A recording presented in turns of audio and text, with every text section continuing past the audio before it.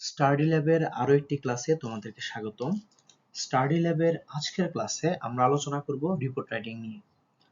মূলত report রাইটিংটা paragraph থেকে কিভাবে ডিফারেন্ট, রিপোর্ট রাইটিংটা প্যারাগ্রাফ থেকে কিভাবে আলাদা, বা প্যারাগ্রাফ লেখার থেকে রিপোর্ট রাইটিং কোন কোন জায়গাগুলোতে ভ্যারি করে, আজকের ক্লাসে আমরা সেই বিষয় নিয়ে আলোচনা করব।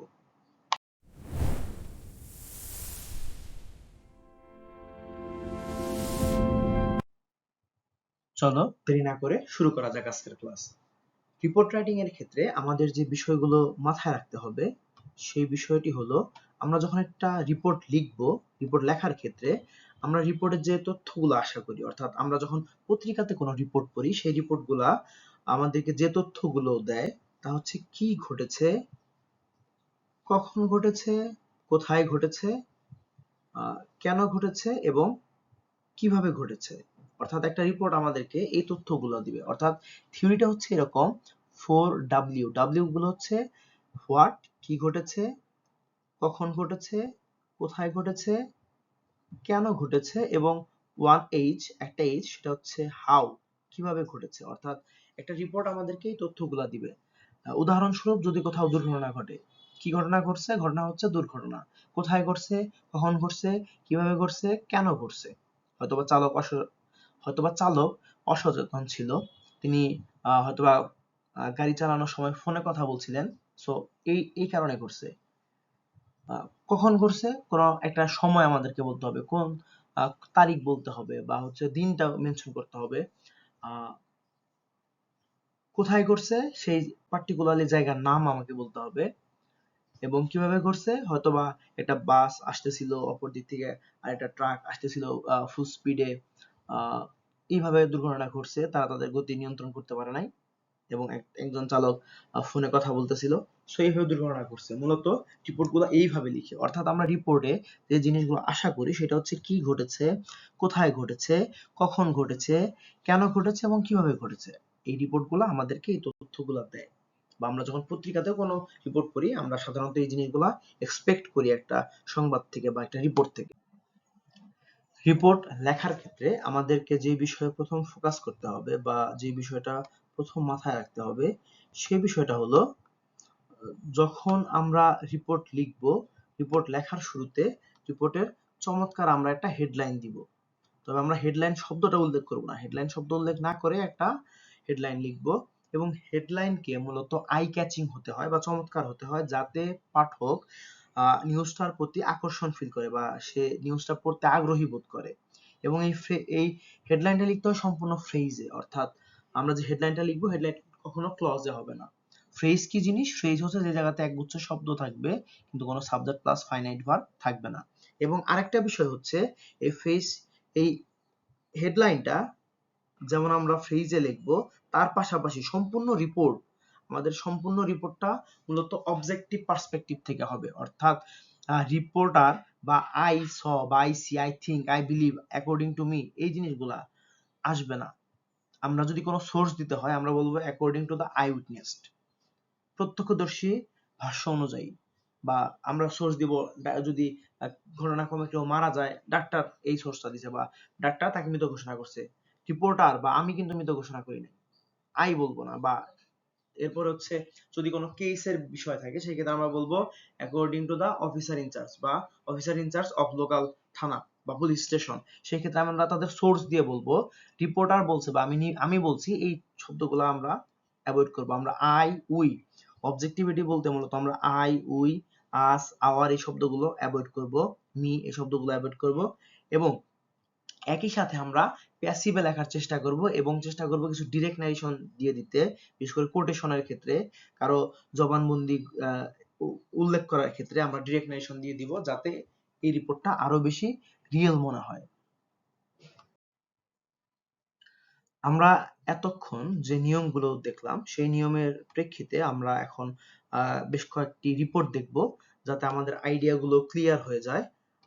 সেই ক্ষেত্রে আমরা দেখতে পাচ্ছি আমাদের প্রথম রিপোর্টটা বলা হয়েছে right a report on price hike. Price হাইকের উপরে আমাদেরকে রিপোর্ট লিখতে বলা হয়েছে, এবং আমরা জানি রিপোর্ট লেখার শুরুতে, একদম শুরুতে একটা হেডলাইন বসবে।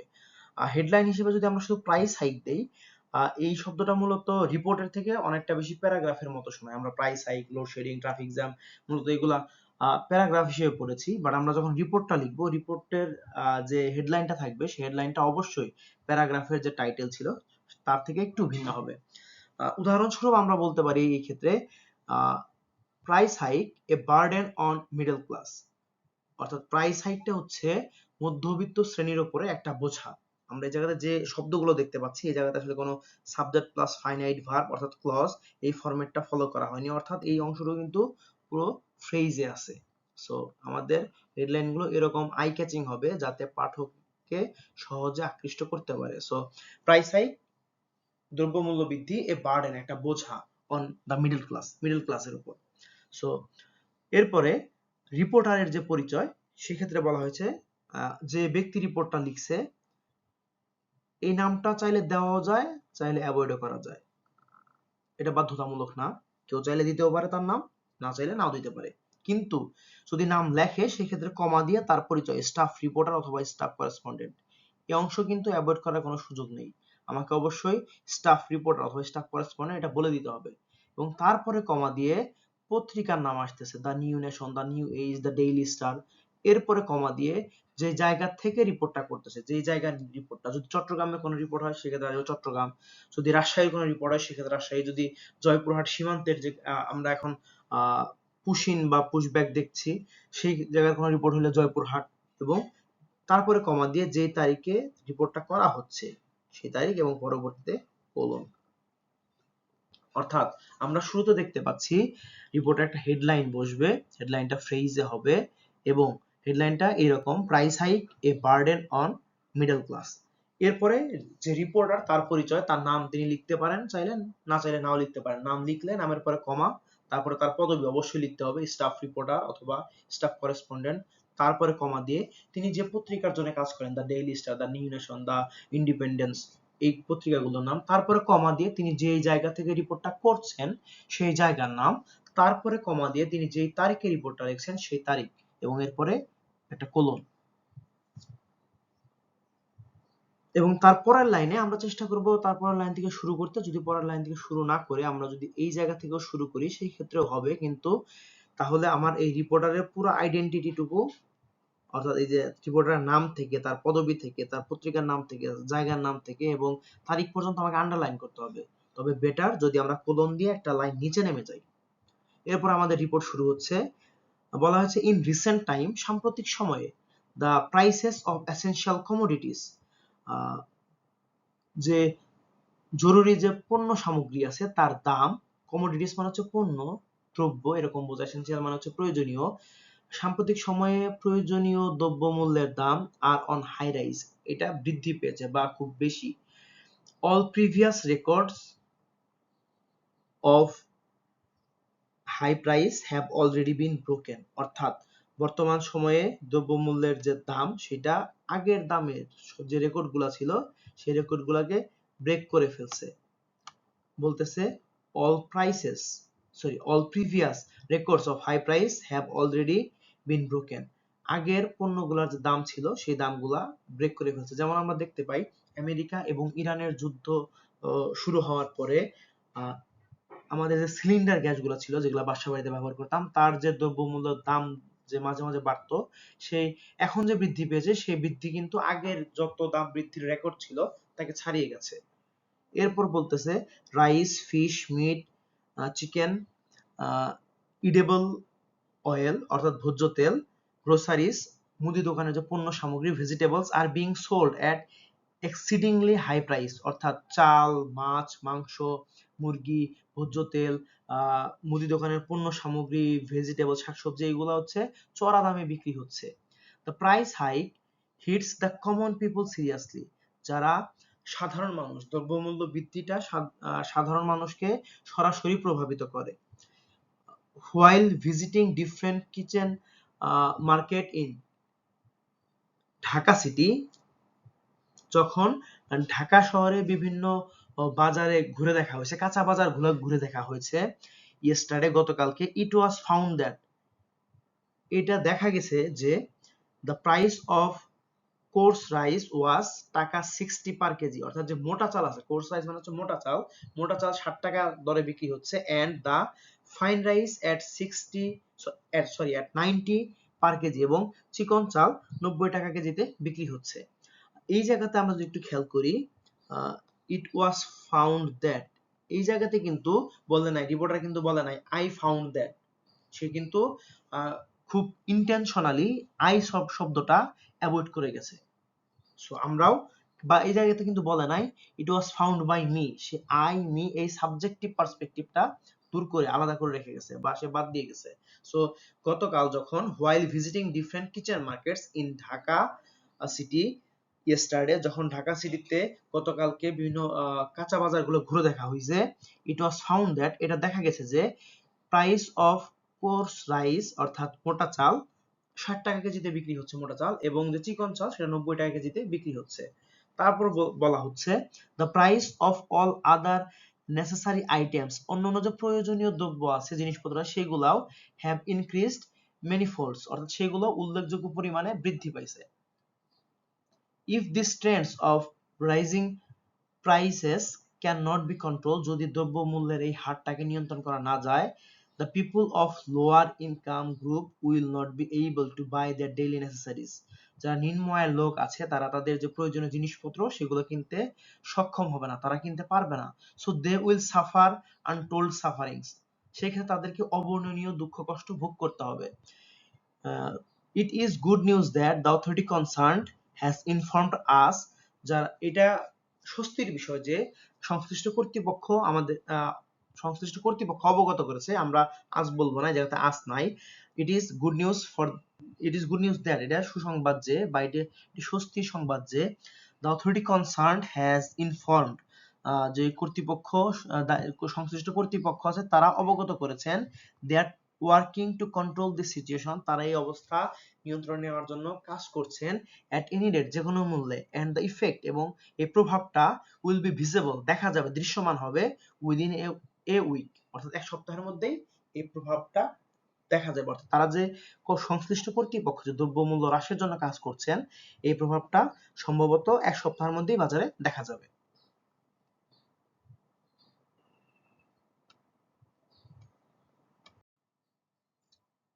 প্রিয় শিক্ষার্থীবৃন্দ, আমরা চলে যাচ্ছি পরের রিপোর্টে, এবং আমাদের পরের রিপোর্টটা হচ্ছে ট্রাফিক জ্যামের উপর একটা রিপোর্ট লিখতে বলা হয়েছে। Right a report on the problem of traffic jam in your locality, অর্থাৎ আমরা আমাদের এলাকার যে ট্রাফিক জ্যাম আছে এটার উপর একটা রিপোর্ট লিখবো এখন। সো সেই ক্ষেত্রে আমরা জানি, যেহেতু রিপোর্ট লেখার ক্ষেত্রে শুরুতে একটা আই ক্যাচিং হেডলাইন বসবে, সো এবং এই হেডলাইনটা আমরা ফ্রেজে লিখবো। সো আমরা এই জায়গাতে একটা এরকম হেডলাইন ব্যবহার করেছি, traffic jam A daily phenomenon in city life, অর্থাৎ ট্রাফিক জ্যাম শহুরে জীবনের একটা নিত্য নৈমিত্তিক বিষয়ে পরিণত হয়েছে, অর্থাৎ প্রতিদিনের একটা বিষয়ে পরিণত হয়েছে। এরপর আমরা দেখতে পাচ্ছি যে রিপোর্টার, তার পরিচয় স্টাফ রিপোর্টার অথবা স্টাফ করেসপন্ডেন্ট, কমা, নাম না লিখলেও চলে, এজন্য নামটা বাদ দেওয়া হয়েছে। এরপরে তিনি যে পত্রিকার রিপোর্টার সেই পত্রিকার নাম, কমা দিয়ে তিনি যে জায়গা থেকে রিপোর্টটা লিখছেন সেই জায়গার নাম, কমা দিয়ে যেই তারিখে রিপোর্টটা লেখা হচ্ছে সেই তারিখ, এবং তারপরে কোলন, এবং এরপরে একটা লাইন নিচে নেমে মূল রিপোর্টটা শুরু হচ্ছে। বলা হয়েছে the problem of traffic jam is acute in Nilkhet new market area Dhaka, Nilkhet new market Dhaka, অর্থাৎ ঢাকার নীলক্ষেত এবং নিউ মার্কেট এলাকাতে ট্রাফিক জ্যামের সমস্যাটা প্রকট। ইট বিকামস ইনটলারেবল, এটা অসহনীয় হয়ে দাঁড়ায়, specially during the time of beginning of school colleges and university, বিশেষ করে যখন স্কুল কলেজ ইউনিভার্সিটি শুরু হয়, অর্থাৎ যখন সকালবেলা থাকে, যখন মানুষ স্কুলে যায়, বাচ্চারা স্কুলে যায়, কলেজ যায়, ইউনিভার্সিটিতে যায়, এবং যারা অফিসগামী অর্থাৎ যারা কর্মক্ষেত্রে যায়, তারা যখন একসাথে সবাই মুভ করে তখন এটা আসলে অসহনীয় হয়ে দাঁড়ায়। It happens when different vehicles specially rickshaw want to move ahead of each other, এই ট্রাফিক জ্যামটা ঘটে যখন সাধারণত রিক্সাগুলা বিভিন্ন ধরনের ট্রান্সপোর্ট বা ভেহিকলস পরিবহন, বিশেষ করে রিক্সাগুলা একে অপরের থেকে আগে যেতে চায়। The condition of the road and the violation of traffic rules are the causes of traffic jam in this locality, অর্থাৎ এই এলাকাটাতে রাস্তা পরিমাণ, অর্থাৎ রাস্তা সংকীর্ণ, রাস্তা এবং একই সাথে যে ট্রাফিক রুলস গুলা আছে সেগুলা ভাঙার কারণে ট্রাফিক জ্যাম গুলা এই এলাকাতে হয় বা এই যানজট গুলা এলাকাতে হয়। People specially the children and the office and the service holder feel much helpless and frustrated when they get stuck in a traffic jam। অর্থাৎ শিশুরা যারা বা শিক্ষার্থীরা যারা স্কুলে যায় এবং যারা হচ্ছে অফিসগামী তারা হচ্ছে এই যানজটে পড়ে অনেকটা হতাশ হয়ে যায় যখন তাদের, এবং তারা অসহায় হয়ে যায় যখন তাদেরকে যানজটে ঘন্টার পর ঘন্টা বসে থাকতে হয়। Many people fail to attend their office in time, এবং অনেকেই যথাযথ সময়ে তাদের কর্মস্থলে পৌঁছাতে ব্যর্থ হন। The worst victim are the patient carried in the ambulance to the hospital and clinic। এবং বিশেষ করে সবচেয়ে বেশি এই ট্রাফিক জ্যামের শিকার হন যারা যেসব রোগীরা অ্যাম্বুলেন্সে করে হাসপাতালে যান তারা বা বিভিন্ন ক্লিনিকে যান তারা। Rickshaw pullers also suffer a lot because they lost their valuable time moving very slowly towards their destination। এবং যারা স্বল্প আয়ের মানুষ আছে যেমন রিক্সা চালক, তারা যেহেতু তাদেরকে যানজটে অনেক দীর্ঘ একটা সময় আটকা পড়ে থাকতে হয়, তাদের আয়টাও অর্থাৎ তাদের যে দৈনিক ইনকাম সেটাও যানজটের দ্বারা প্রভাবিত হয়। তারা তাদের গন্তব্যে দ্রুত পৌঁছাতে পারে না, খুব আস্তে আস্তে স্লোলি পৌঁছাতে হয়। আবুল হাশেম এ রিক্সা পুলার, একজন রিক্সা পুলার বা একজন রিক্সা চালক যার নাম হচ্ছে আবুল হাশেম সেইড, তিনি বলেন, I have been stuck here for 30 minutes। আমি এই জায়গায় 30 মিনিট ধরে আটকে আছি। I have gone only 100 meters in last 30 minutes। অর্থাৎ গত 30 মিনিটে মাত্র 100 মিটার আমি আগাতে পারছি। Faruk a traffic police said private cars and narrow roads are mainly responsible for traffic jam। একজন পুলিশ সদস্য যার নাম হচ্ছে ট্রাফিক, তার ভাষ্য মতে তিনি বলছেন প্রাইভেট কারগুলো এবং যে সংকীর্ণ রোড এই জিনিসগুলোই হচ্ছে এই যানজটের জন্য প্রধানত দায়ী। This jam can be removed if some measures can be taken quickly। যদি কিছু পদক্ষেপ নেওয়া যায় সেই ক্ষেত্রে যানজটগুলো দ্রুত নিরসন করা যায়। Widening the roads অর্থাৎ রাস্তা প্রশস্ত করা, reducing the number of rickshaws রিকশার সংখ্যা কমানো, and growing public awareness এবং জনগণের যে সচেতনতা আছে যদি এটাকে বৃদ্ধি করা যায়। The problem of traffic jam can be solved in this area। এই এলাকার যানজট সমস্যার সমাধান করা যেতে পারে এইভাবে।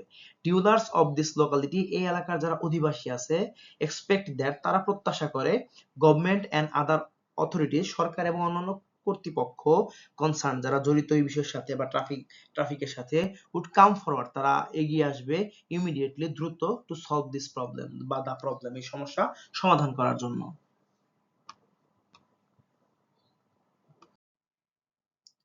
আজকে আমরা দুইটা রিপোর্ট নিয়ে আলোচনা করলাম। আমাদের আজকের ক্লাস এই পর্যন্তই। যদি তোমাদের কাছে আমাদের ক্লাস ভালো লাগে অবশ্যই আমাদের সাথে থাকবে।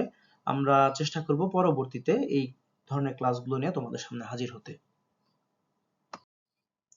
এতক্ষণ সাথে থাকার জন্য ধন্যবাদ।